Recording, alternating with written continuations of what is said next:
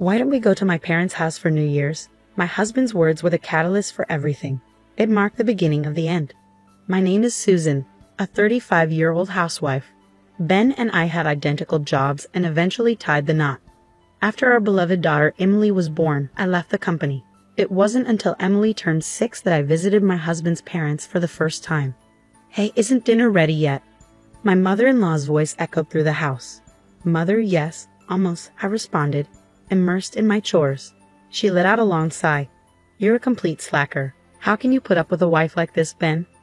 "Yeah, other people's wives are more efficient with everything, but absolutely not her," Ben chimed in, without moving from his spot in front of the TV. Before I could retort, my mother-in-law interjected. Right before I opened my mouth to say it to my husband, I heard my mother-in-law's words. "After breakfast, clean up the yard, then clean up the closet, and then the storage outside." It was supposed to be New Year's Day, the most relaxing day of the year, but why was I busily working like this? My husband doing nothing irritated me beyond measure. By the time I finished all the tasks, I was drained. Collapsing onto the couch, exhausted, I barely had a moment's respite.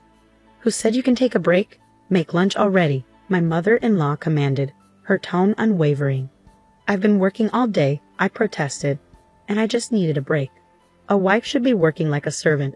You want to eat for free without having to work? Work. My husband's response was no different, steeped in sarcasm. "Hey, can you help me a little?" "No way," he retorted. At home, my husband did nothing, and at my in-laws, he did even less, drinking all day. He hadn't moved since morning. "Hey, I'm going grocery shopping," I announced, seeking some assistance. "Then go," he replied dismissively. Desperate, I asked him to carry a few things, but his response was swift and cold. "Nah, I don't want to." With no other choice, I embarked on the journey to the distant supermarket on foot. 30 minutes each way, with no license to drive, I trudged through the countryside. "Do you want me to throw mochi in your face?" I muttered under my breath, frustration boiling over. I wanted to say, I'm sure it would be difficult to remove. I muttered to myself, envisioning confronting him while my husband nonchalantly displayed his beer can. "I just had a drink. What's with the robot talk?" "I'm drunk," he slurred, dismissing my concerns. "So what?" "So I can't go," I retorted. "Hey, you just don't want to go. I see, you useless jerk." My mother-in-law's angry voice erupted from behind me. "Is the meal ready yet?" she added, her tone impatient. Oh God, I'm so going to get tons of mochi, I sighed to myself as I finally returned from the arduous 60-minute walk, laden with bags in both hands. Arriving at my in-laws' house, I felt dizzy and collapsed onto the front step. But then I heard it again. "Hurry up. You're slow with everything, just like your mother." My mother-in-law's voice pierced the air. My daughter's apology mingled with the reprimand. In that moment, I transformed into a robot, drained of energy yet suddenly revitalized. Ignoring my exhaustion, I sprang to my feet and stormed towards the source of the voice. Stepping over my husband, who remained motionless on the floor, I heard him groan, but it didn't faze me. Upon entering the kitchen, I confronted my mother-in-law and daughter, demanding answers. My daughter held the rice cooker's inner pot, looking uncomfortable. "What are you doing, Emily?" I inquired. "Well, Grandma told me to get ready because she was hungry. First, she told me to cook rice," my daughter explained, her voice tinged with uncertainty. "I washed the rice and she can't even cook rice. Such a useless granddaughter." "What are you teaching her? She's just like you." "I wonder if she really is my son's daughter." My mother-in-law's words stung like a slap.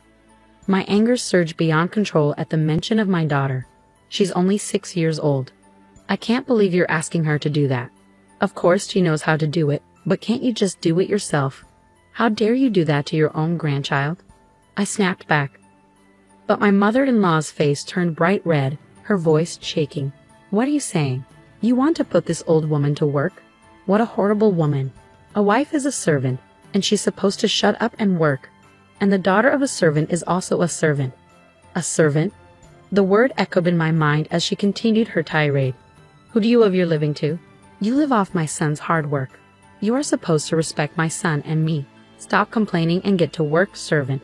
With that, she stormed out of the kitchen, leaving me speechless and seething with rage. I was speechless, dumbfounded by her audacity. Then, I overheard her and my husband talking. "Your wife is useless. She's no better than a servant, my husband muttered callously. Well, when my daughter grows up, she'll be of some use to you. Just have a little more patience. You're having a hard time too at home, right? You can come back if you want. Divorce, that's fine, but I need a servant. My heart sank as I processed his words. Hey, why don't we live together? I'm sick of my current job too, he suggested, casually considering the idea of letting me do all the work while he relaxed in the countryside. What did my husband just say? I was horrified by his callousness. Oh, that's a good idea, my mother-in-law chimed in, and I felt like I was losing my mind. As I clenched my fists, warm hands covered them, drawing my attention. Mom, it was my daughter. I slowly looked at her, seeing the worry etched on her face. I crouched down, meeting her eyes, and spoke to her gently. Hey, Emily, what do you think of Daddy? Emily hesitated, unable to give an immediate answer. Of course she couldn't. My husband seemed indifferent to her as she grew up. When he returned from work, he barely acknowledged her presence. Instead, he sank into the couch, engrossed in the TV or his phone. On weekends, he disappeared for hours, returning late and often hungover. His drinking had become a regular part of our lives. The aftermath of his binges left him with a hangover, and our family with a strained atmosphere. Family outings were rare, and I struggled to recall the last time we had one. This trip to my in-laws was the first family outing we'd had in years. I doubted my husband even knew which class Emily was in at kindergarten, let alone her likes and dislikes. He seemed disinterested in her future aspirations, oblivious to the fact that she would start elementary school next year. It was no surprise that Emily couldn't express love for her father. I tried again. Well then, do you like your grandmother? No, Emily responded immediately this time. I chuckled softly, realizing her candidness. Well, yeah, as she yells at you like that. I mused inwardly, surprised by her insight. It's New Year's Day, and you haven't had a chance to relax at all. Emily continued, surprising me with her observation. She's always telling you to do this and that. Grandma is so cruel. I was taken aback by her perceptiveness. Children truly saw everything. They could discern when I was constantly being bossed around. Smiling, I realized that perhaps my daughter understood more than I gave her credit for. I asked her the important question, Emily, do you want to live with your grandmother? She shook her head. Do you want your father? I inquired next. No, came her immediate and decisive response. It was a wonderful answer, and it solidified my decision. The next day, I took my daughter out in the morning. When we returned to my in-laws' house, darkness had fallen. As I entered, I was met with the annoyed gazes of my mother-in-law and husband. You're finally home. What have you been up to? My husband questioned. Yeah, some stuff, I replied, avoiding his inquiry. Seeing me, my mother-in-law wasted no time in assuming her role as the commander-in-chief. Young wives these days, I'm hungry. Servant, where's my food and tea? She barked. Silently, I served them both tea, but when my husband reached for his cup, I swiftly pulled it away. What? What the hell? He exclaimed, shocked. Without hesitation, I poured the tea over his head. Whoa, what are you doing? Don't worry, it's already cooled down. I retorted sharply as he recoiled. His attempts to grab the cup were futile as I avoided his reach and placed it back down. What the hell are you doing? You are a servant. My mother-in-law's fury was evident in her expression. Shut up. I'm not your servant. I snapped back, my anger boiling over. My mother-in-law tried to stand up to confront me, but I cut her off. A son's wife is not a servant, in case you didn't know. I am not a servant, I declared firmly. My mother-in-law was left speechless, unable to retort. The shock on her face spoke volumes as she struggled to find her voice. I fixed my gaze on her, closing the gap between us. Ah, my mother-in-law screamed, but I paid no mind. Our faces were now mere centimeters apart. Listen to me. There's no system in the world that allows you to exploit a wife as you please. I'll protect my family, but I won't be your servant. But I'm your husband's mother. I'm family, so protect me and obey me, she retorted defiantly. Are you crazy? If I were a real servant, I wouldn't be your family, I countered calmly. How can you claim to be family when all you do is command? My mother-in-law's face, once pale blue, flushed bright red with anger. How dare you talk to me like that? You were talking to me in the same tone. Why can't I respond in kind? I challenged.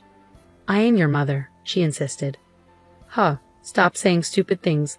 I snapped, my patience wearing thin. I had held back for so long, but I couldn't anymore.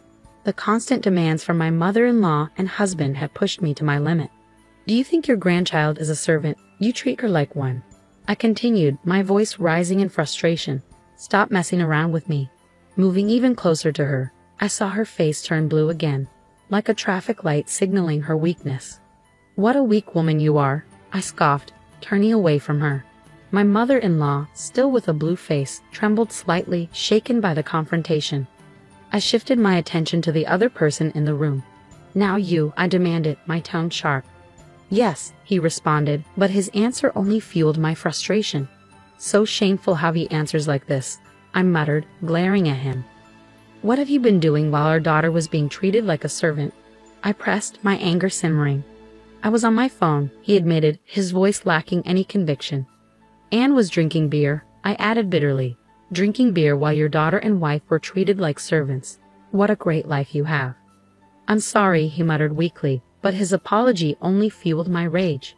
You think you just have to apologize? I yelled at him, a devilish look in my eyes. He recoiled and scurried behind his mother for cover. What are you doing? My mother-in-law interjected, but my headache was pounding too loudly to care. Forget it. Just fill this out. I snapped, thrusting a paper toward him. What is this? He asked, cautiously emerging from behind his mother. Divorce papers, I replied matter-of-factly. We're divorcing, so I'll never come here again. What? Both my mother-in-law and husband exclaimed, their shock evident. His mouth dropped open, I noted dryly, shaking the paper in front of them. My part is already filled out. I'll submit it to the government office after the New Year's break, so get to it. That paper is a fake. How can you get it when the government office is closed? My husband protested desperately. Well, I'm sorry, but you can get divorce papers even on holidays, and you can even download them online. If I want, I can bring it to the office today, and they will accept it. I countered, pushing the papers toward him. He shook his head, half crying. No, I don't want this. I don't want a divorce. You don't want me to leave you, huh? No, you'd be glad to have me around to do everything for you, yes? I retorted bitterly.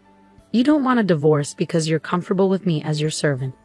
No, that's not what I meant, he stammered, but his feeble protests fell on deaf ears.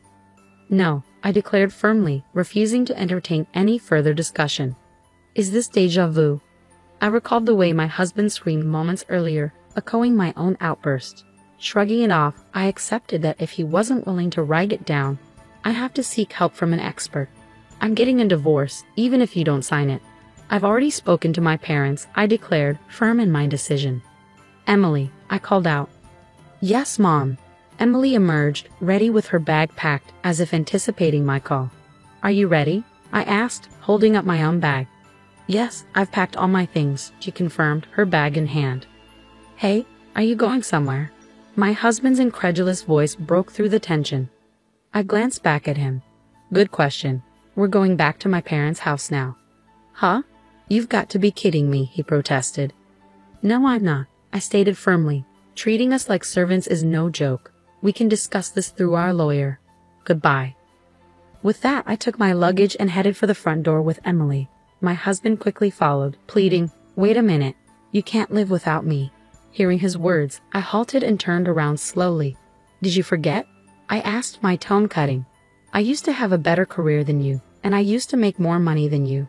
I quit my job when I got pregnant, but even then, I was making more money than you are now. My words hit him like a brick, his face paling at the realization. He had conveniently forgotten about our past. I know I have a blank slate, but I will start working little by little. My parents are willing to help me. We're going to stay at their house for a while, and I'll go back to work, little by little. Even if I don't make as much money as I used to, I'll manage. No, I'll make it work. My determination brought my husband to the brink of tears, his resolve crumbling in the face of my resolve. I'm sorry, I can change. Please don't divorce me, my husband pleaded, desperation evident in his voice. You had so many chances to change your mind, but you were the one who threw them away. It's too late for regrets, I replied firmly, my hand resting on the front door. Then my mother-in-law, who had remained silent until then, called out to me. Annoyed, I turned around to see her with a troubled expression. What is it? I snapped. My meals, she began, her voice trailing off. I don't care. I yelled, and without another word, my daughter and I left my in-laws' house and headed to my parents'. Upon arriving, my parents welcomed us with warm smiles. Rough start to the new year, my mother remarked, urging us to warm up by the heater. My daughter visibly relaxed, immediately peeling tangerines. Sitting by the heater and eating tangerines for the new year was a simple yet comforting start to what had been a hectic day. As I watched my daughter enjoy the moment, I made a promise to myself to visit the shrine tomorrow and make a wish for a more peaceful year ahead. In the days that followed, my ex-husband continued to plead against the divorce. Despite the difficult discussions, we eventually reached an agreement, especially considering our daughter's refusal to stay with her father. Child support was settled in one lump sum, as I couldn't trust him to make regular payments. As a result, our original apartment was sold, and my ex-husband returned to his parents' home. Meanwhile, my ex-mother-in-law's behavior worsened, fueled by the gossip circulating in the close-knit community. Ignoring my ex-husband's pleas for help, I calmly informed him of the child support payment and ended the call. Blocking his number, I found myself overcome with laughter. For a while after that, I couldn't stop laughing.